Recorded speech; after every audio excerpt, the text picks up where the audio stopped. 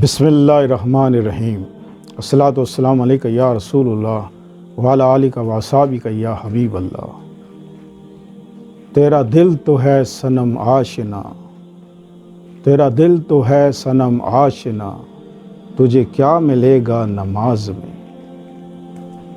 नाज़रीन मोहतरम, एक है शरीयत की नमाज।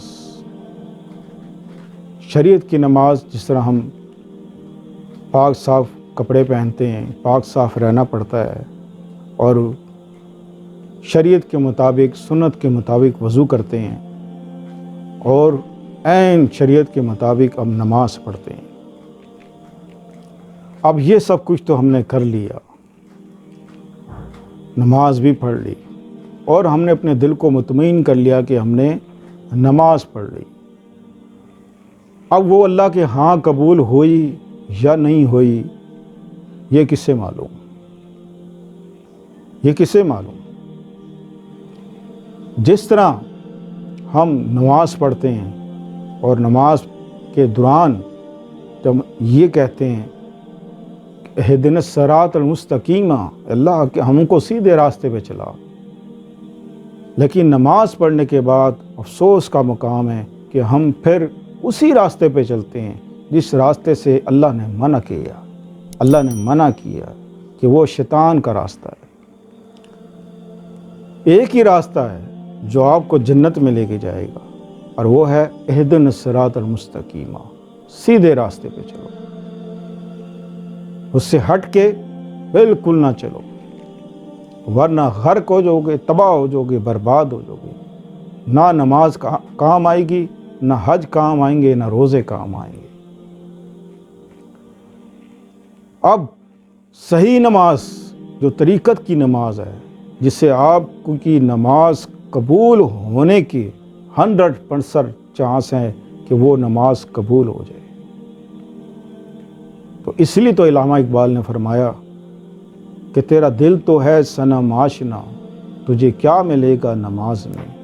हमारे दिलों में हज़ारों ख्वाहिशें हैं, हज़ारों हाजतें हैं जो दिल में लिए हम अल्लाह की बारगाह में खड़े होते हैं और दिल में हज़ारों ख्वाहिश हो, सजदा अल्लाह को हो, तो वहाँ इस मौके पे इल्लामा इकबाल ने ये शेर बोला।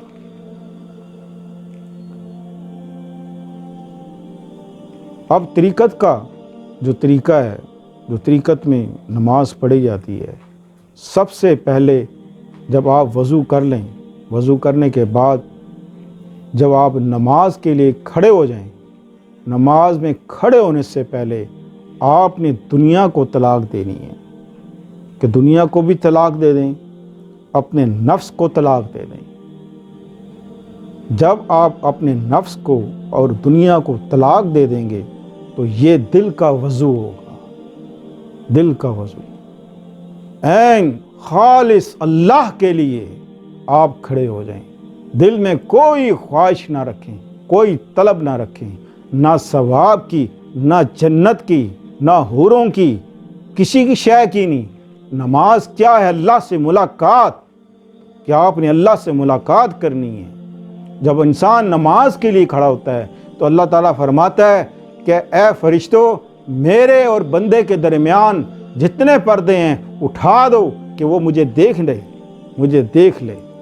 लेकिन जब इंसान नियत कर लेता है और नियत बांध के खड़ा होता है तो अल्लाह फरमाता है फरिश्तों, पर्दे गिरा दो कि ये मुझे देखने के लिए आया ही नहीं, ये मुझे देखने के लिए आया ही नहीं, इसको मेरी चाहत ही नहीं, इसको मेरी तलब ही नहीं, इसको मेरी तड़प ही नहीं।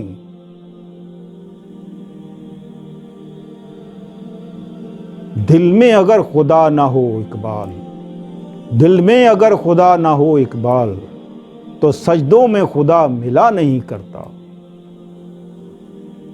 तो दिल से हर चीज़ निकाल दो, हर शय निकाल दो, पाक साफ करो इस दिल को। ये दिल का वज़ू है।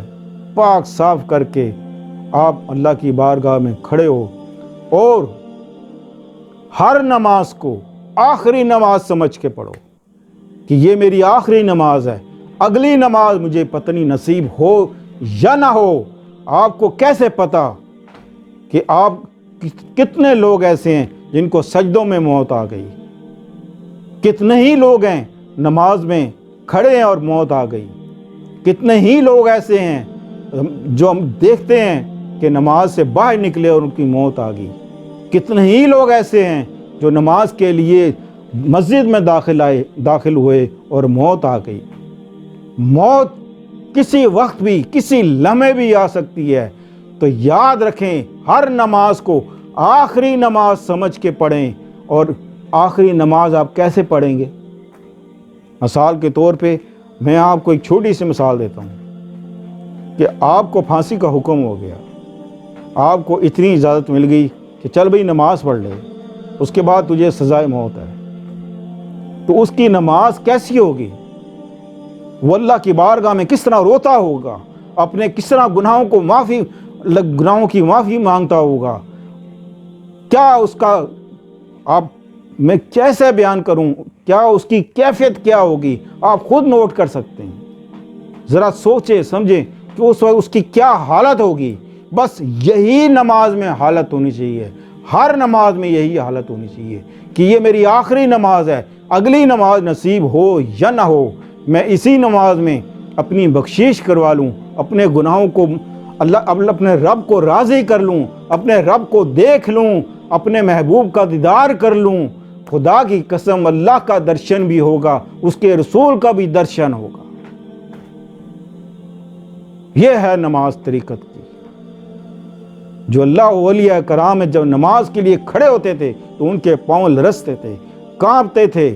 مولا علی جب نماز کے لیے کھڑے ہوتے تھے سخت سردیوں میں بھی پسینوں میں شرابور ہوتے تھے، اللہ کے خوف سے ایسے ہوتے تھے کہ اللہ کی بارگاہ میں کھڑے ہوتے ہیں۔ آپ کا جسم پتھر کی طرح ہوتا تھا، جب نماز کے لیے کھڑے ہوتے تھے تو وہ جسم موم کی طرح نرم ہو جاتا تھا اللہ کے خوف سے۔ مولا علی فرماتے ہیں کہ جب میں نماز سجدہ کرتا ہوں تو اس وقت کرتا ہوں جب اللہ کا درشن ہو، جب اللہ نظر آئے تب میں سجدہ کرتا ہوں۔ سبحان اللہ، سبحان اللہ، سبحان اللہ۔ آپ فرماتے ہیں جب میں قرآن پڑھتا ہوں تو مجھے یوں لگتا ہے جیسے میں اللہ سے باتیں کر رہا ہوں، اور جب میں نماز کے لیے کھڑا ہوتا ہوں تو جب میں سجدہ کرتا ہوں جب اللہ کا درشن ہو۔ یہ مولا علی فرما رہے ہیں، آپ کا جسم بالکل نرم ہو جاتا تھا، بالکل نرم۔ اسی لیے آپ کو نماز کی حالت میں مارا گیا، کوئی چیز آپ کو اثر نہیں کرتی تھی۔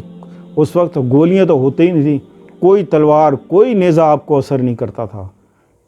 تو منافقین نے یہی چال کی کہ چلو اس مولا علی کو صرف نماز کی حالت میں مارا جا سکتا ہے، اس کے علاوہ نہیں مارا جا سکتا۔